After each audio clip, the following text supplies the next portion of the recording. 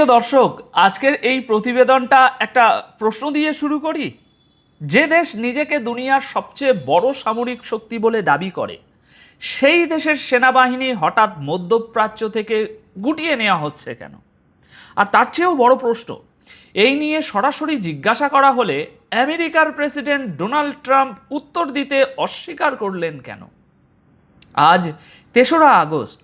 আজকের আলোচনায় ৩টে বিষয় থাকছে। ১, মধ্যপ্রাচ্য থেকে মার্কিন সেনা সরানোর খবর আর ট্রাম্পের রহস্যময় নীরবতা। ২, ইরান আকাশ থেকে নীরবে কার সাহায্য পাচ্ছে। আর ৩, তেহরানে মার্কিন হামলার একটা নতুন ভিডিও, যেখানে ইরান অত্যন্ত গুরুতর অভিযোগ তুলেছে। আমি অনুপ বিশ্বাস, আপনারা দেখছেন এটাই রিয়ালিটি। চ্যানেলটি সাবস্ক্রাইব না করে থাকলে করে নিন। চলুন প্রথম খবরে ঢুকি। আজ ৩রা আগস্ট প্রকাশিত কয়েকটি প্রতিবেদন অনুযায়ী আমেরিকার বেশ কয়েকটি গুরুত্বপূর্ণ সামরিক ঘাঁটি থেকে সেনা ও সামরিক সরঞ্জাম সরিয়ে নেওয়া হচ্ছে। বিশেষ করে এই মুহূর্তে নাম আসছে কুয়েত আর বাহরাইনের। একাধিক আরব দেশ থেকেই মার্কিন সেনা ফিরে যাওয়ার খবর একটানা আসছে। সোশ্যাল মিডিয়ায় অনেকে তো সরাসরি বলছেন এটা ফিরে যাওয়া নয়, এটা পালিয়ে যাওয়া। এখন আসুন সবচেয়ে গুরুত্বপূর্ণ জায়গায়। এয়ারফোর্স ওয়ানে সফরের সময় এক সাংবাদিক ডোনাল্ড ট্রাম্পকে আজ সরাসরি জিজ্ঞাসা করেন, আমেরিকা কি সত্যি কুয়েত আর বাহরাইন থেকে নিজেদের সেনা সরিয়ে নিচ্ছে? ট্রাম্প শুধু একটাই কথা বলেন। তিনি বলেন এই বিষয়ে তিনি কোনো মন্তব্য করতে চান না। দেখুন, এখানে একটা বিষয় ভালোভাবে বুঝতে হবে। যদি সেনা সরানোর ঘটনাটি সত্যিই না ঘটতো, তাহলে ট্রাম্প সরাসরি অস্বীকার করে দিতে পারতেন। কিন্তু তিনি হ্যাঁও বললেন না, নাও বললেন না। আর এই নীরবতার কারণেই প্রশ্নটা এখন আরও বড় হয়ে গেছে। আমেরিকা কি সত্যি মধ্যপ্রাচ্যে নিজেদের সামরিক উপস্থিতি কমিয়ে ফেলছে? আর একটা বিষয় লক্ষ্য করার মতো, খবরটি প্রথম ফ্ল্যাশ হিসাবে সামনে আনে আল জাজিরা, কিন্তু তারপর কয়েক ঘন্টা কেটে গেলেও দুনিয়ার কোনো বড় সংবাদ মাধ্যম ট্রাম্পের এই নীরবতা নিয়ে বিস্তারিত প্রতিবেদন তৈরি করেনি। অথচ বিষয়টি ছোট নয়। মাত্র কয়েকটি লাইনের মধ্যেই এমন অনেক কিছু লুকিয়ে আছে যা সরাসরি লেখা হয়নি, কিন্তু চোখের সামনেই স্পষ্ট। কারণ এই ঘটনাগুলো এমন এক সময়ে ঘটছে যখন ইরান একটানা মার্কিন সামরিক ঘাঁটিগুলোকে ক্ষেপণাস্ত্র আর ড্রোন দিয়ে নিশানা করছে। একাধিক আরব দেশে থাকা মার্কিন ঘাঁটি আগেই হামলার আওতায় চলে এসেছে। তাহলে ব্যাপারটা দাঁড়াচ্ছে এই জায়গায়, আমেরিকা যদি সত্যি নিজেদের ঘাঁটি খালি করতে শুরু করে, তাহলে সেটাকে শুধু পুনর্বিন্যাস বলে ধরে নেওয়া কঠিন। সহজ ভাষায় বললে, সেনা সরানোর অর্থ শুধু জায়গা বদল নয়, সেটা হতে পারে মধ্যপ্রাচ্যে ক্ষমতার ভারসাম্য বদলে যাওয়ার সবচেয়ে বড় লক্ষণ। কিন্তু এখানেই বিষয়টা শেষ হচ্ছে না। আর একটা খবর এর সঙ্গে একটু জুড়ে দিলে ছবিটা আরও অস্বস্তিকর হয়ে ওঠে। আমেরিকা মধ্যপ্রাচ্যের বেশ কয়েকটি দেশে থাকা নিজেদের নাগরিকদেরও বলে দিয়েছে তারা যেন তৎক্ষণাৎ বেরিয়ে আসার জন্য প্রস্তুত থাকেন। এই নিয়ে অ্যাডভাইজারি জারি হয়ে গেছে, আপনারা জানেন। অর্থাৎ একদিকে নাগরিকদের সতর্ক করা হচ্ছে, অন্যদিকে ধীরে ধীরে সেনা সরানো হচ্ছে। এই দুটো ঘটনা যদি পাশাপাশি রাখেন, তাহলে মনে হয় কিছু একটা ঘটছে, যার আঁচ পাওয়া যাচ্ছে কিন্তু পরিষ্কার দেখা যাচ্ছে না। এবার একটা প্রশ্নের কথা বলি, যেটা তুলেছেন সাধারণ দর্শকরাই। আজকের একটি ভিডিওর কমেন্ট বক্সে অনেকেই আপনারা এই প্রশ্নটা করেছিলেন। ওই ভিডিওতে আমি আপনাদের জানিয়েছিলাম কুয়েতের পর এবার ইরাক থেকেও মার্কিন সেনা সরে যাচ্ছে এবং আগামী মাসে অর্থাৎ সেপ্টেম্বরের মধ্যে ইরাক থেকে একজন করে সব মার্কিন সেনাকে বার করে আনার পরিকল্পনা শুরু হয়ে গেছে। তারপরেই অনেক দর্শক আপনারা সন্দেহ প্রকাশ করেন।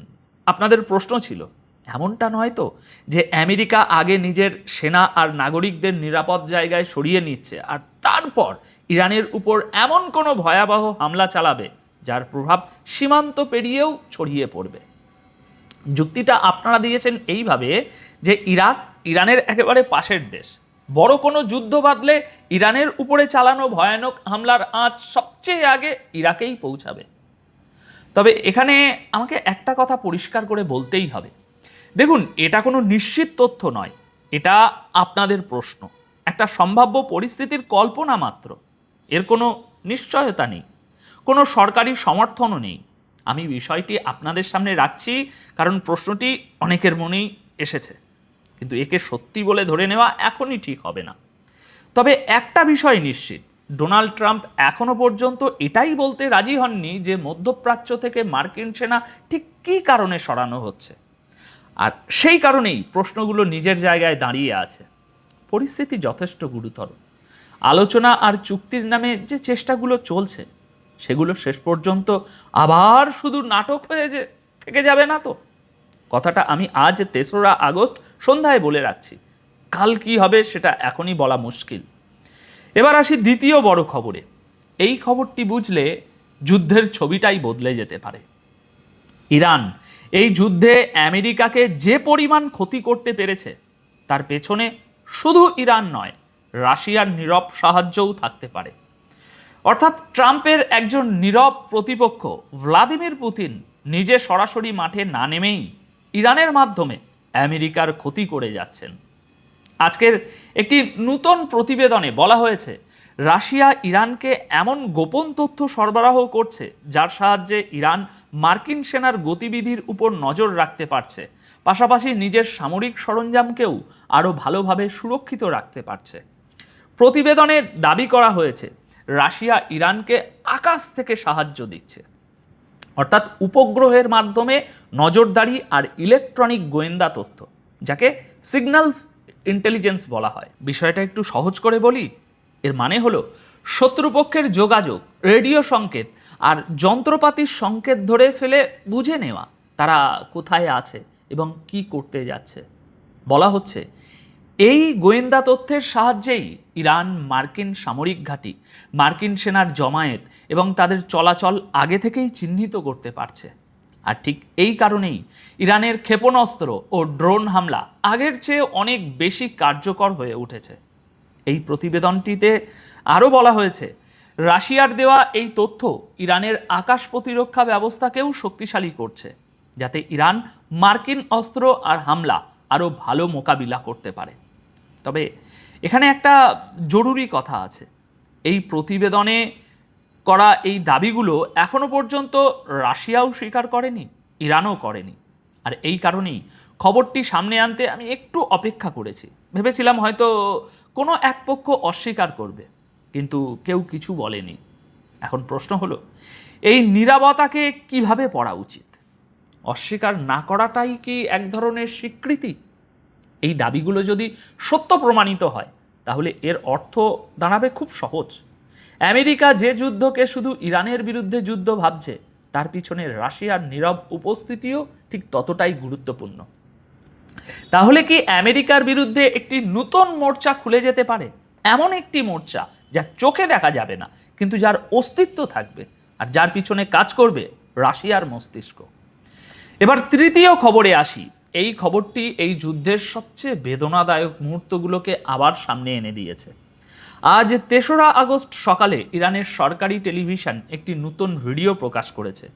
এই ভিডিওতে যুদ্ধের একেবারে শুরুর দিকের একটা ঘটনা দেখানো হয়েছে।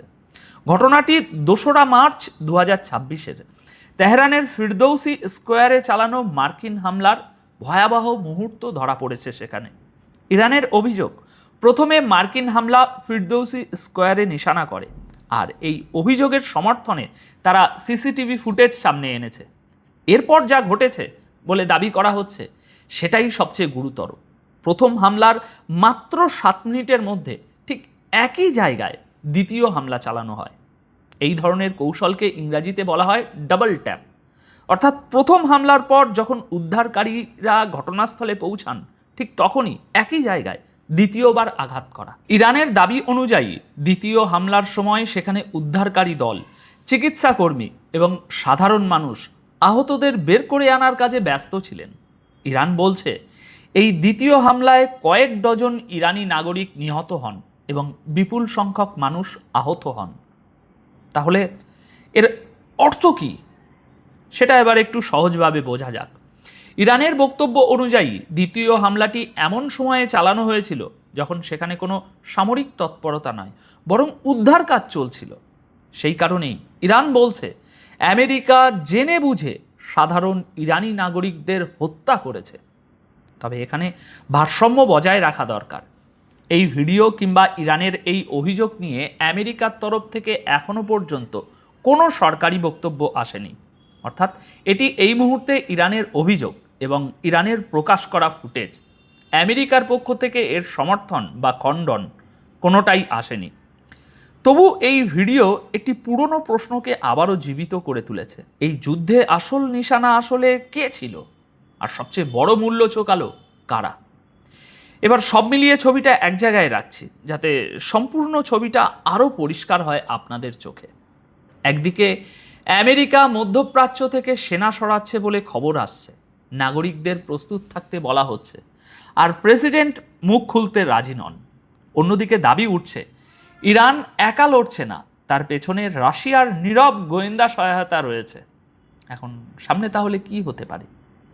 পরিস্থিতি এভাবে চলতে থাকলে মোটামুটি দুটো সম্ভাবনা তৈরি হচ্ছে। প্রথম সম্ভাবনা, আমেরিকা সত্যিই মধ্যপ্রাচ্যে নিজেদের সামরিক উপস্থিতি কমিয়ে আনছে। সেক্ষেত্রে এই অঞ্চলে ক্ষমতার ভারসাম্য বদলে যাওয়ার একটা বড় ইঙ্গিত মিলবে। দ্বিতীয় সম্ভাবনা, সেনা আর নাগরিক সরানোর পিছনে অন্য কোনো হিসাব কাজ করছে। তবে এই দ্বিতীয় সম্ভাবনার পক্ষে এখনও কোনো নিশ্চিত প্রমাণ নেই, তাই একে অনুমানের বেশি কিছু বলা যাবে না। সব কিছু নির্ভর করছে একটা বিষয়ের উপর, ট্রাম্প নিজে মুখ খোলেন কি না। তাই আগামী কয়েকদিন এই বিষয়ের উপরেই নজর রাখতে হবে। মোদ্দা কথা এটাই, মার্কিন সেনা সরছে, প্রেসিডেন্ট চুপ, রাশিয়ার নীরব ভূমিকা নিয়ে প্রশ্ন উঠছে, আর ইরান নতুন ফুটেজ দিয়ে অভিযোগ আরও জোরালো করছে। এতগুলো ঘটনা একসঙ্গে ঘটছে বলেই বিষয়টা আরও গুরুতর মনে হচ্ছে। এখন আপনাদের কাছে আমার প্রশ্ন, ডোনাল্ড ট্রাম্প যে সরাসরি অস্বীকার না করে চুপ করে গেলেন, সেটাকে আপনি কিভাবে দেখছেন? এটা কি নিছক কূটনৈতিক সতর্কতা, নাকি এর পেছনে বড় কিছু লুকিয়ে আছে? আপনাদের মতামত কমেন্ট বক্সে অবশ্যই লিখে জানাবেন। ভিডিওটি শেষ পর্যন্ত দেখার জন্য আপনাদের সকলকে অসংখ্য ধন্যবাদ। সবাই খুব ভালো থাকবেন, সুস্থ থাকবেন। ধন্যবাদ আপনাদের সকলকে।